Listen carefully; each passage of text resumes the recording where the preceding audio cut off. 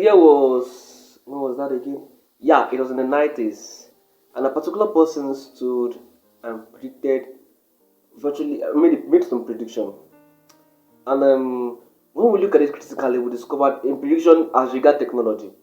And when we look at it, we discover that most of the things he predicted actually came to be. Most of the things he predicted were accurate. Now, who was this person? What did he predict? And was he really did he really benefited from those predictions he made? Well, if you are new here, welcome to our channel, Right Mind channel. If you're not new, welcome back.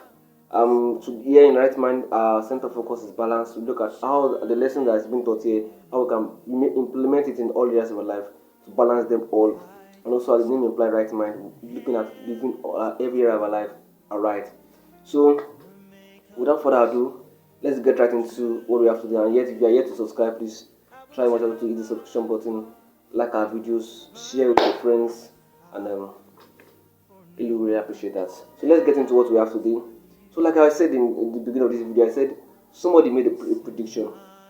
He predicted most of the things we have as regard the technology.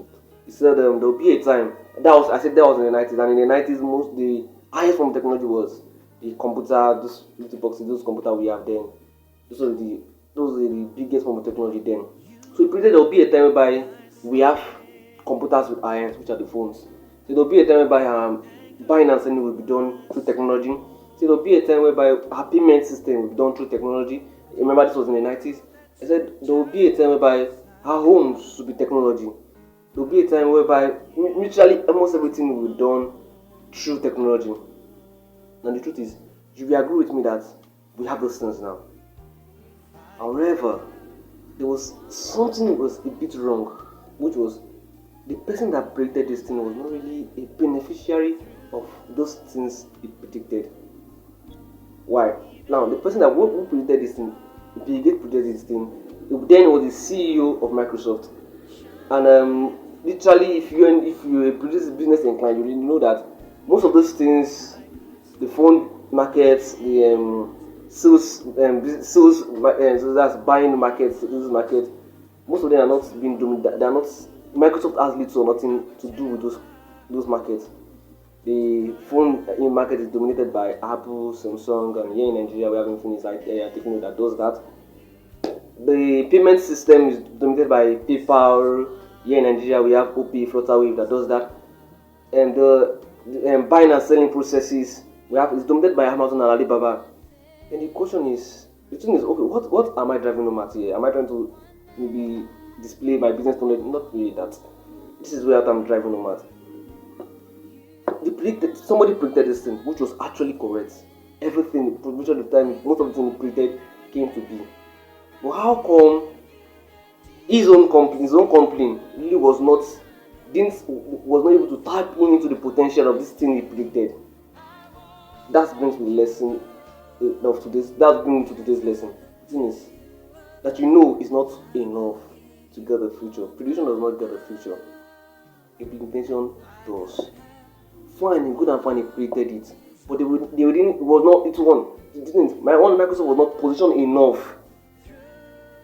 So it was not a position right, rather. Then there was no right implementation. All these other companies were not even in existence then. But because of the position right, they implemented at the right time. They were able to benefit from something somebody has predicted way before. So like I said before, knowing is not just enough.